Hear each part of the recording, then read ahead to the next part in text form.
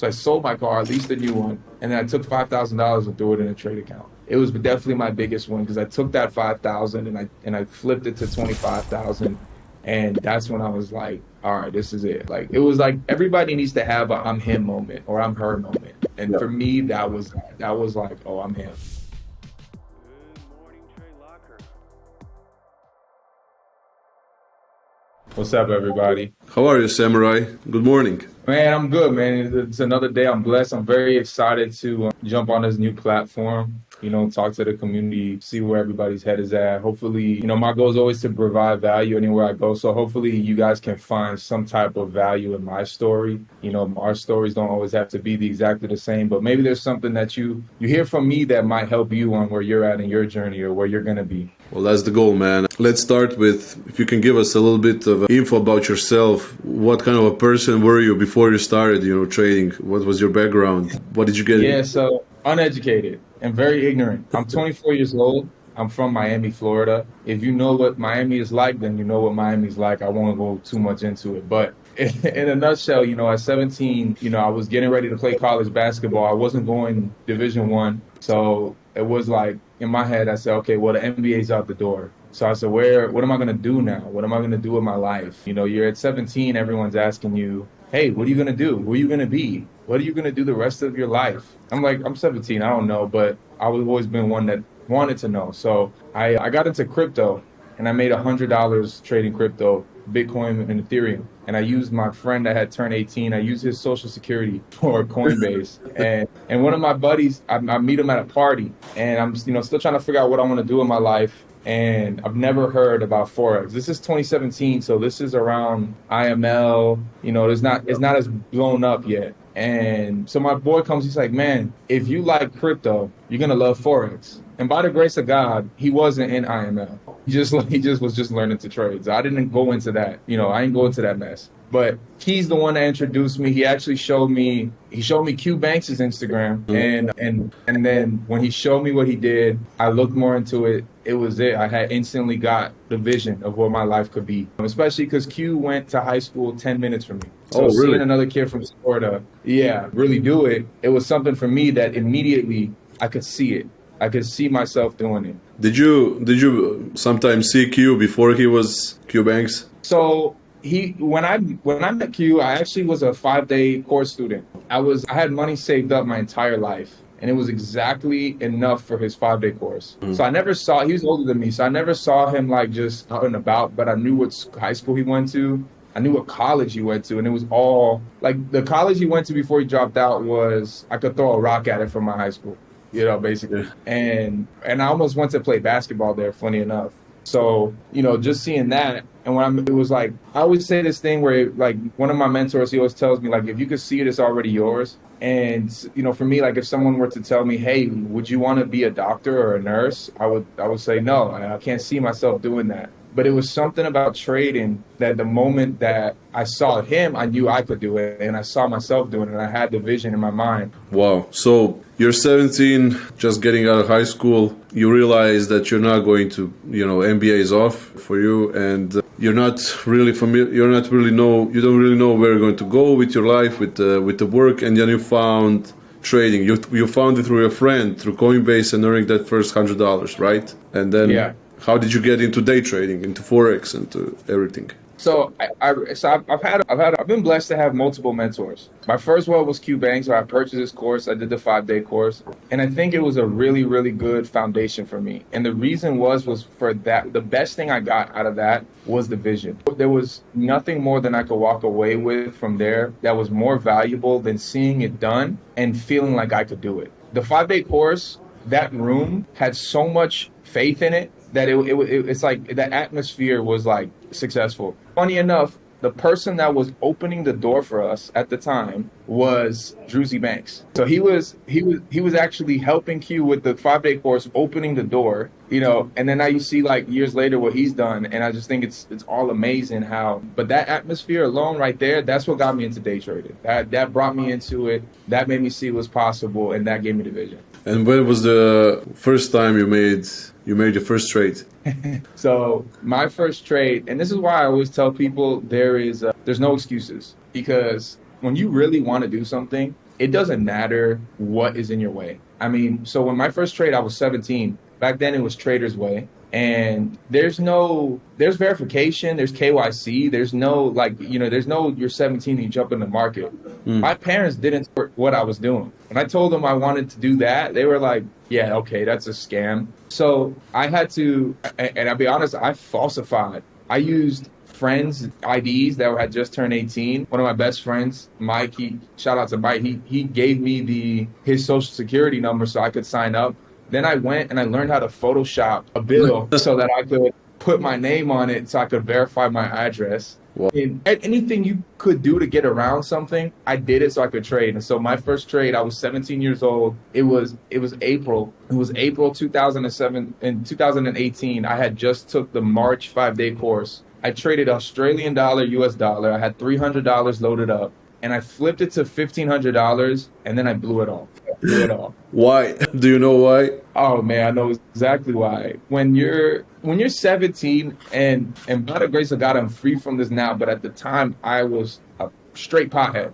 And if I'm being real, I wanted to trade so I could smoke weed and play video games and play basketball and not have to worry about anything else. If I'm being honest, what I got from trading was, so much more. But I blew that account because if you're a 17-year-old pothead and you just made $1,500 overnight, first, when you go to school that day, your head is so big. I could barely walk through the door because my head was so big. I walk with my laptop everywhere. You ain't hear nothing from me. So a short answer is pride, and over leverage the next trade. And I'm like, oh, this is it. I'm about to become Q Banks. Did you have like a shirt with the back saying, I told you so, or something like that?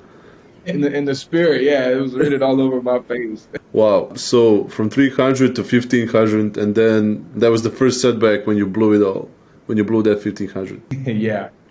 I still remember it to this day. You didn't lose hope right then. You just did it motivate you more, or did you push you back a little bit? That's a great question. Honestly, if anything, it put fuel to the fire. And it was just because at first I had a vision in my mind that nobody else could see. But now when I actually see the blue in my, the profit number in my phone, on my computer, now it was something that was tangible and I could show somebody else. Yeah. What happened after that was, okay, this is the real game. This is this is what they talk about. But that first part was so important for me because I had no fear in my mind as a trader. My trading mind wasn't tainted with fear yet. All it had was faith and belief of what was going to happen. Wow. So you knew right then and there, this is definitely for you. It didn't push you back and it motivated you more. And then, so let's say you're now, trying to get into trading, learning and improving yourself. And then did you have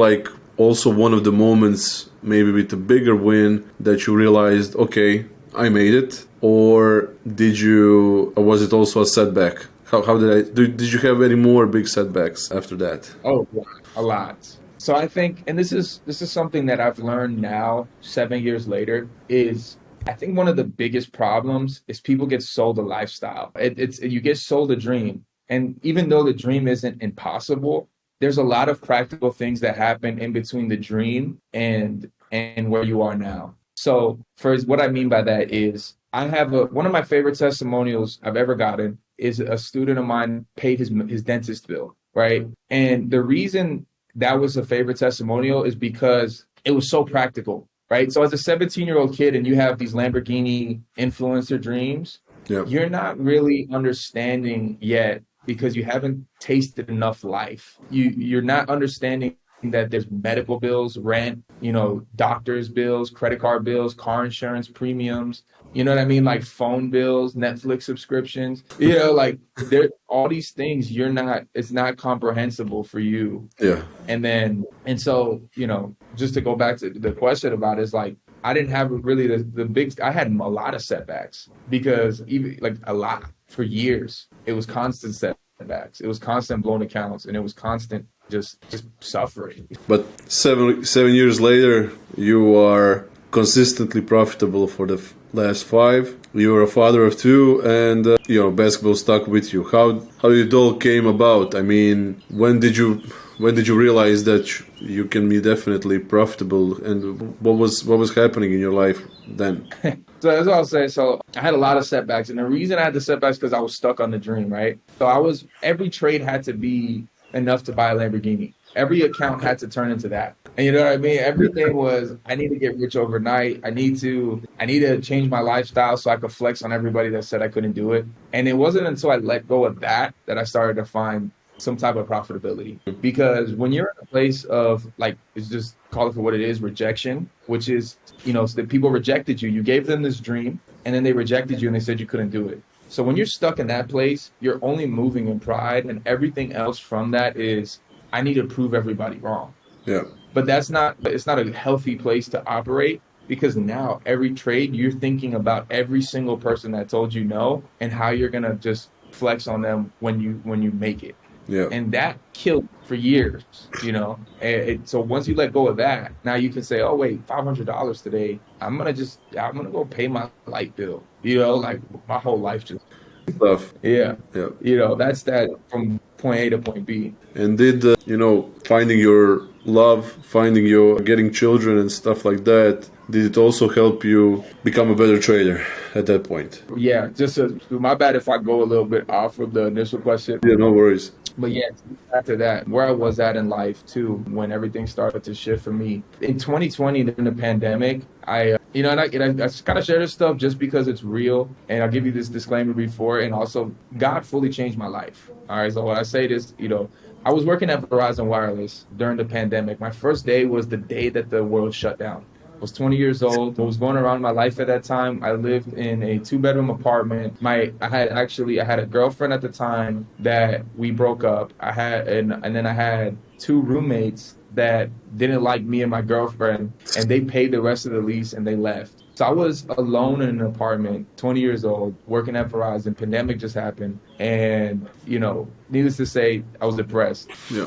It wasn't there. I was still trading. And then and this is why I gave the disclaimer that I did. I was in California and I met some people that were in the weed business. And I left my job at Verizon and I started working with them. And I actually became more just really, if anybody's been in the streets, they know it's just a cycle of it's just darkness. It's not what it is. Like, you go in that spot and it's very annoying, mentally draining. So I ended up saying, you know what, I'm tired of this. I'm tired of this life. I'm tired of, being alone. I'm tired of moving this pack. Like, I'm tired of all of this. Like, I can't do this anymore. So I quit. And I told the dude, I said, yo, I'm done. He said, what?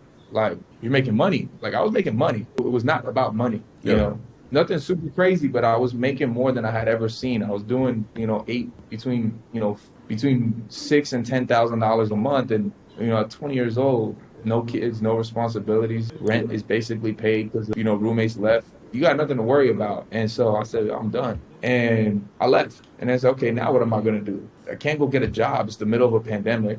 I'm not going back to that life. So now what? I said, well, it's time to trade. I didn't really have much money, so, saved up, because when you're making money fast, it's hard to, there's no sense of what money is. You just spend it. I was, I wanted to go to the nicest steakhouse every day, on a Wednesday, go blow $100 on dinner. And, so I said, okay, I'm going to sell my car. So I took my car, I sold it, leased a new one, because I always was really smart. I built my credit up.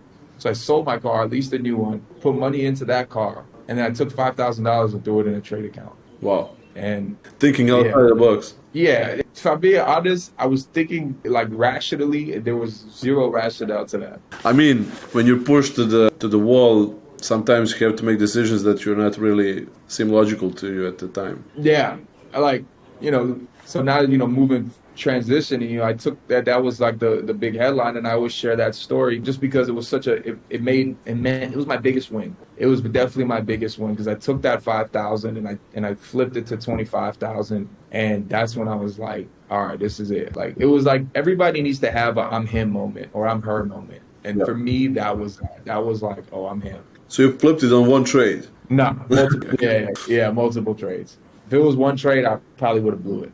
But you've been to this situation before. You flipped an incredible amount and then you lost it. And this time you didn't lose it. You didn't lose that 25K. You just kept going. So I did the most important thing every trader could do, no matter how big the win, and that's withdraw. So I have a mentor. He tells me, his name's Willie. He told me one day, he said, dude, you got to withdraw. And I said, why? And I was like, I'm trying to build this account. He said, you're just playing with a live demo account if you don't withdraw. Yeah. And so that's where most people live, a live demo account. You don't want to be there. And that's why I talk about going from, as a 17-year-old with Lamborghini dreams is what I always joke around and call it is you don't have the notion of like, yo, if I take out this $2,000 right now, my life is going to improve. And those are the building blocks between real life and getting towards the dream that make all the difference.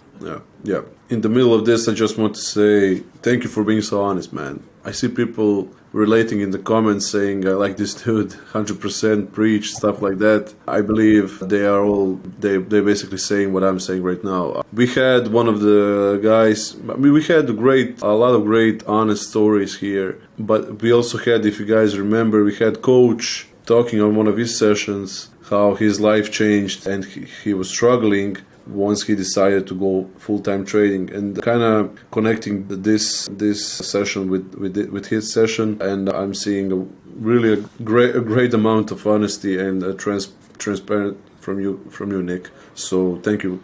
Thanks for that. I believe that's going to bring a lot of value, which is what your goal is in this interview. No, I appreciate it. And we have there's a cool question here if you want to answer it right now.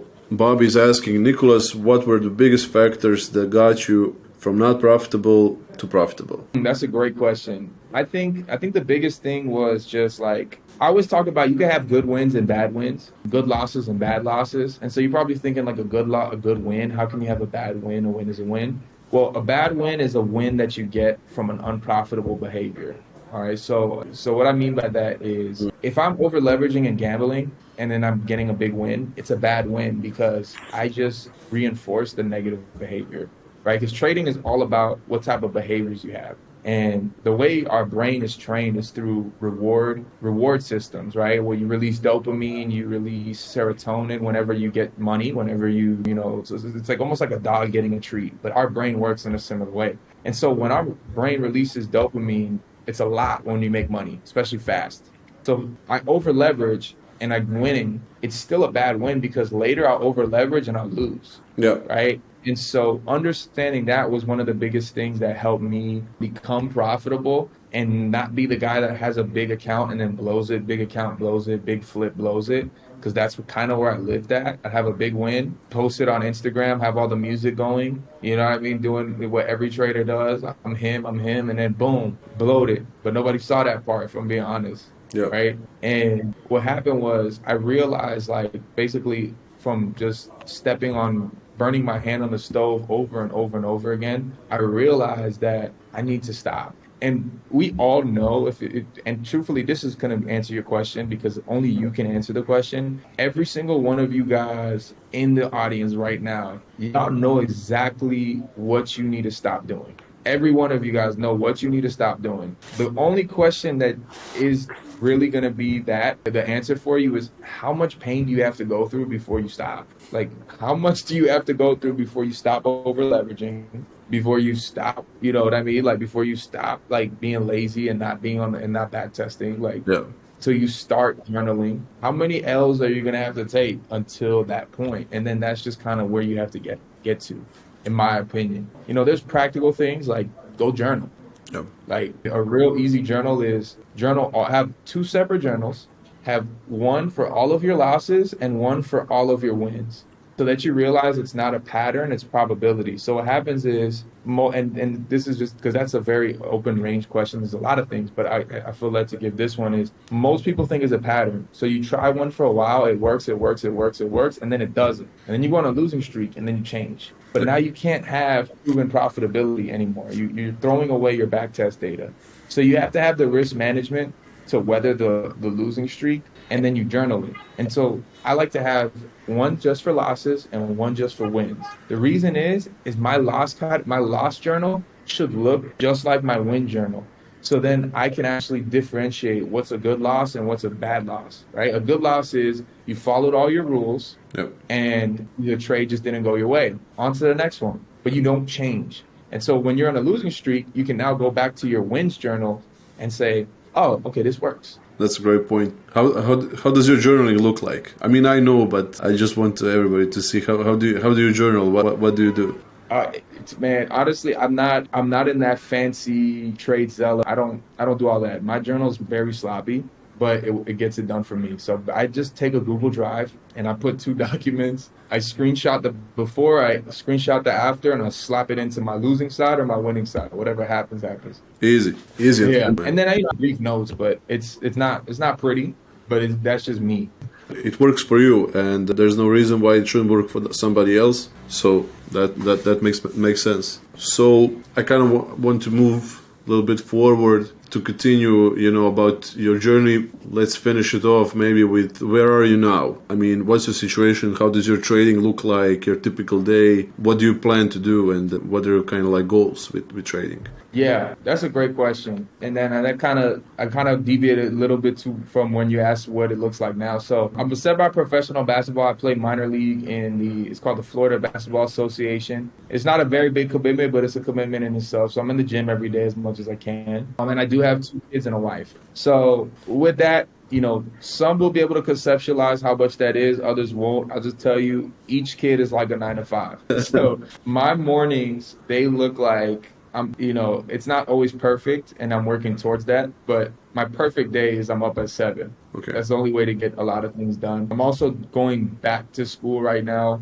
online, and I'll touch on that because I think that trading in school has been very it kind of ruined that. And I personally believe the education system's flawed. That's why I dropped out to begin with. But I want to go get I want to learn things I like to learn. So I'm going for the purpose of learning now that it's not about money. You know what I'm saying? So if you're going to school for money, good or whatever. But for me, it just didn't make sense. So I'm doing school. So my morning works I'm up. I do some schoolwork. I hit the gym, and I got to basically do that before my daughter wakes up. And then when my daughter wakes up, now I got to make breakfast for everybody. So a lot of times I'm doing all of that and trading at the same time. So I'll have my laptop on the kitchen counter because I've already done the work. I already know what I'm looking for. At this point, it's just I see it and I pull the trigger. So yeah. I got my laptop on the kitchen counter. I'm making breakfast, feeding my daughter. My wife, we got a newborn son, so me and my wife is with the breastfeeding the baby at that point. I'm making all of them breakfast, making myself breakfast, and I'm just waiting for the trade setup. When the setup comes, I pull the button, and then I just keep going. And so that's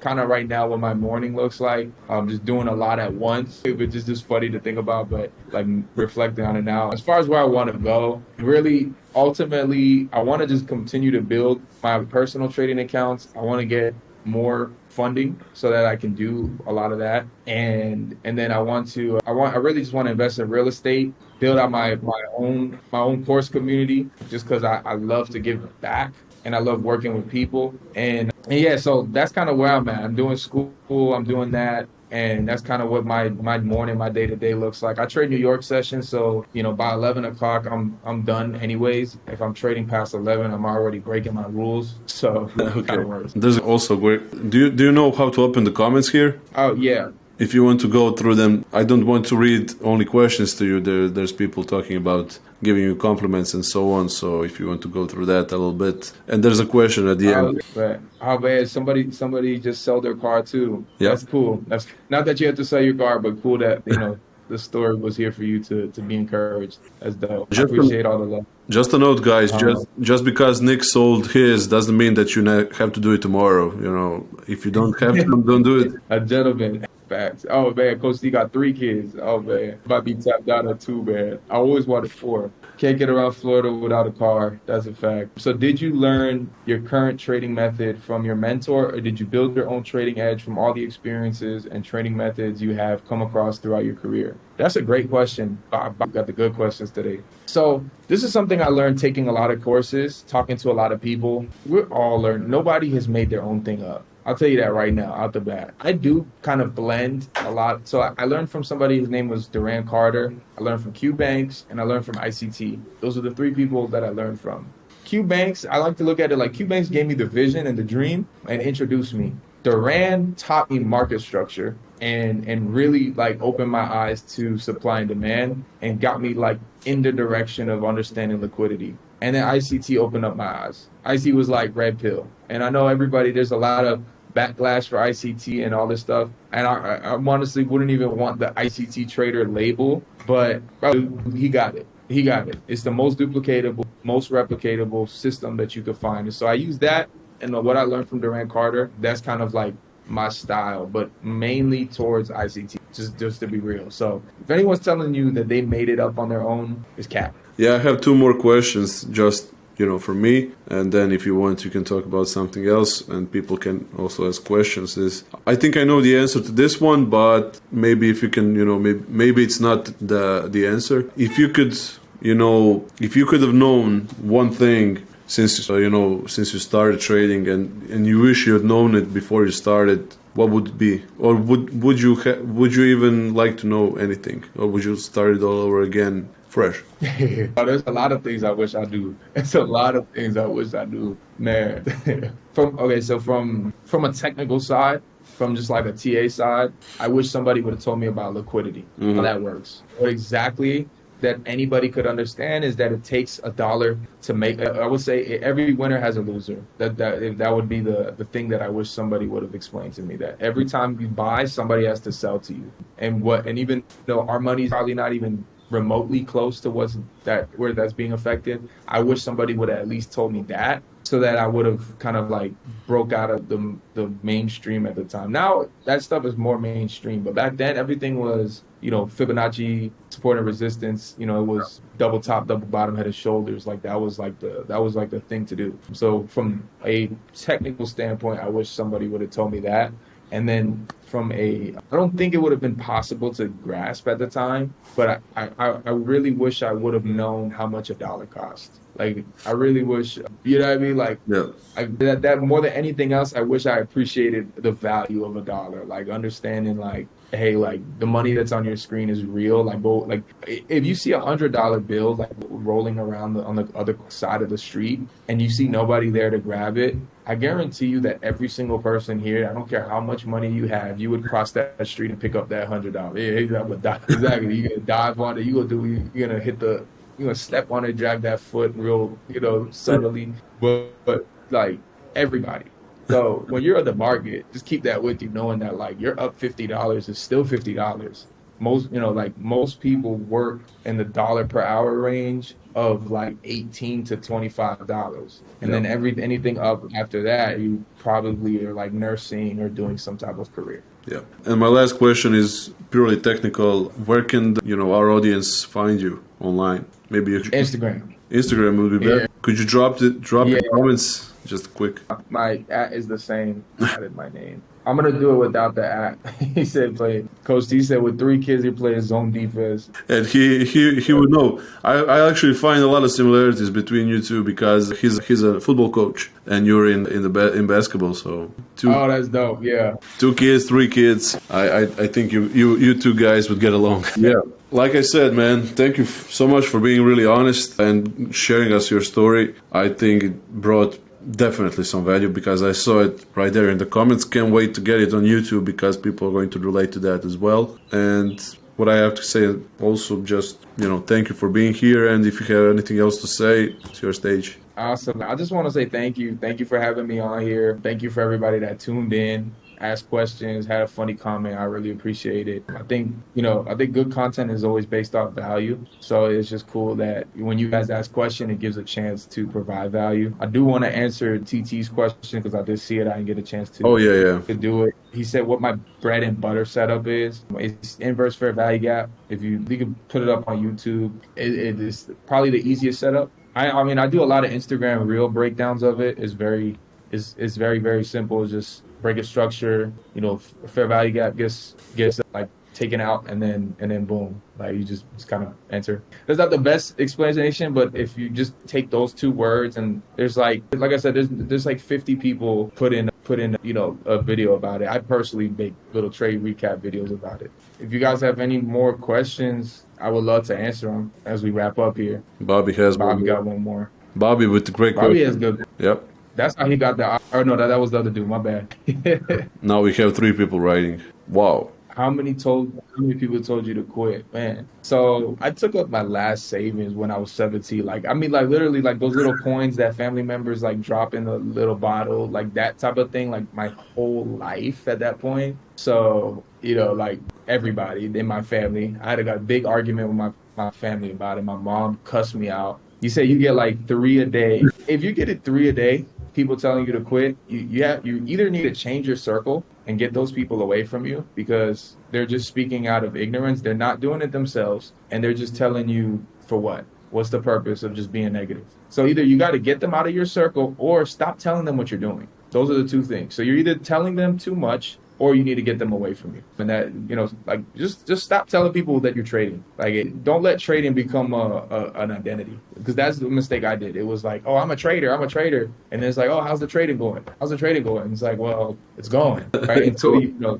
Alex Hermosi says they're 99% right until you're right at once, and that's all it takes. Yep. What should we type in YouTube to learn the strat? Can you please rename the concepts that you use? I think if you're a beginner, you should go watch ICT 2022 mentorship. That's like I actually have a video that's pinned to my Instagram that talks about the 3 best videos that you can watch. That's gonna be that would be the best way. I think personally too though, like just be more than courses. I think everybody needs coaching. Because I think the biggest problem in the industry is there's too many courses and there's not enough people actually coaching you. Because it's always been, look at my life, buy this course, and then you can be like me. Instead of like, here's a course that everybody can do, because it's all out there now. Let me show you how to do it, because it's not, a recipe on how to make a peanut butter jelly sandwich. It's not do this, then that happens. That's not trading. By now, most of you probably know this. And if you haven't, I'll tell you. It's if this happens, then do that. And because it's if and then, it makes it a lot harder. But I would definitely start with ICT. Okay. I guess Bobby didn't have his question anymore. Oh, here it is. Oh, cool. How can you determine if you are not profitable from a lack of proper trading psychology or a lack of proper trading knowledge from a technical analysis standpoint? Ooh, that's a good question.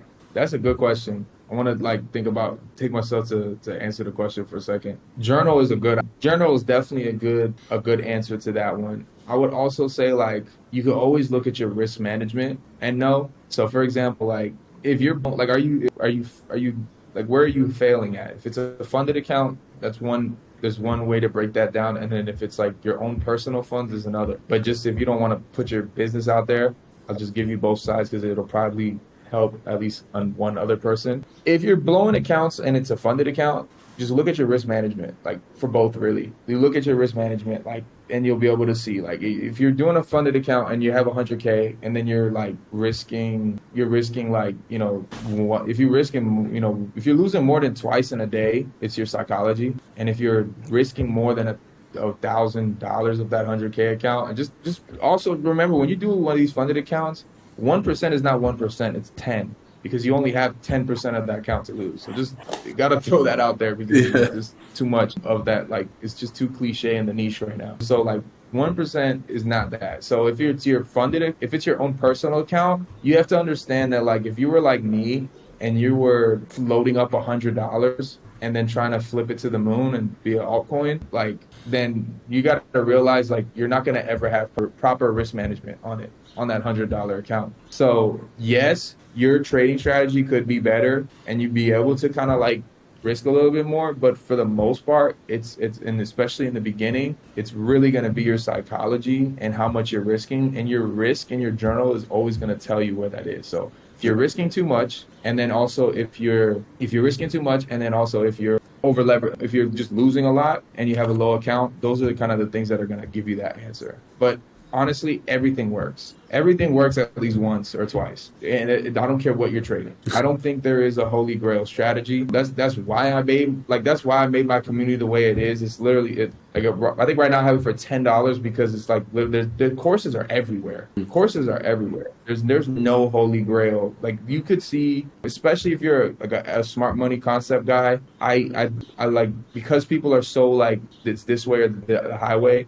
There's another streamer. His name is It's Donvo, and I tell everybody to go watch him because he's so counterculture right now in trading. He does like 1-to-1 risk to reward, if not negative. He has a huge stop loss and he trades the breakout, but the guy went on like a 40 win trade streak. And so I actually tell people to go watch him, not because I think his strategy is the best, but just because it'll make you realize that like anything works. And it's more about discipline and risk management than it is about like having the secret sauce, because it doesn't exist. Some more questions over there. Spreads for Bitcoin. Are we running out of time, Antonio? We can talk more if you want, but if there are some good questions. Okay. So then the spread, that's my Instagram, by the way, in the chat. Thank you, Coach T, and thank you, Antonio. What are their spreads like for Bitcoin? I don't know. The reason I'm answering that question is, if you're day trading Bitcoin, I would just say stop.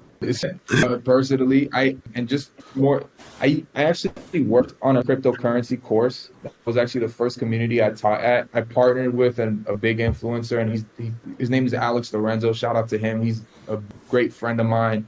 And if you're looking to go into crypto, that's the guy to go to. But I taught over like 900 people in that community, and we do classes every 3 a week with 60 people and plus. And I learned a lot about crypto, and I would personally say there's no reason to be day trading crypto whatsoever. If you look at it logically, the total market cap for the entire market is like 1 trillion, and it like just hit that, and that's like a big deal. Forex does $7 trillion in a day. Stocks do 300 billion, so it's like in a day, and that's all the money in the entire market. So it's just not enough moving pieces. Yep. Are you in any current trades right now? What pairs do you prefer? I'm not in any trades right now. I purposefully did it today with Antonio so that I wouldn't be on. Normally this is my trading day, but it's tomorrow, so this is a low probability day, and so I'm sitting on my hands today. As far as what I prefer, I like NASDAQ, US 30, GJ, and AU. That's kind of what I like right now. I would say I'm a scalp trader. I used to swing, and I used to swing because it made more sense for my life. When I was first catching breakthrough, I was playing college basketball, and I had a whole bunch of other responsibilities. And so I would swing. So I would enter on the 4 hour. I'd have a set stop loss and a set entry and a set take profit. And then I would just let it. I would do my analysis. I would set my limit orders, and then I would just go about life. And then I'd be in the middle of practice, on our water breaks, running to my backpack to see did I get stopped out or what's going on. But it would either be a really crappy practice, or it'd be really fun. So, but nowadays I just scalp. I'm in between 7 in the morning to 11 in the morning, what they would call New York kill zone, and then as soon as I hit that, by 11 I'm done. Thank you for answering that. You want to wait for another one, or should we wrap it up? We have SBS Active writing another one. Let's give him the opportunity. And yeah. But if it's all right with Nick, and if it's all right with you guys, I think you cut it out, Antonio. I said I will always ask the community after the session if they liked it or not. So I can assume right now that people liked hearing about your story, and you like being here. So maybe we can do this some other time as well. Yeah, I would love to. This was fun. Yeah. It was definitely fun. It's out my equity while I'm at work. Yeah, I think that we can, wrap it up now. It's been almost an hour, and you woke up really early for this. Thank you, man, for getting on this auditorium once again. And yeah, that's it. If you have any last words, feel free to say. No, again, just thank you. Thank you for everybody that tuned in. I see a lot of the same little profile pictures, so it's cool. I stuck around with me. I'm glad we could do, give you guys some value. That's really what it's about. Each one teach one. I'm a firm believer in that. And honestly, just firm believer in Jesus Christ. He saved my life. And so everything I do is based about giving back value, serving others. And so it's cool to be on this place. Thank you, Antonio. Thank you, TradeLocker. Thank you for having me on here, and being able to do this was a very, very fun experience. Yeah. It's all to be back on. No worries, man. Thank you for being on. All right, guys, we're going to wrap it up here. On Friday, we have another auditorium. We have 2 new traders in one session. That's because they're husband and wife, and their names are Brian and whatever, but they present themselves as a husband and wife 6-figure trading team. They also have a really unique story to tell. And yeah, talk to you Friday.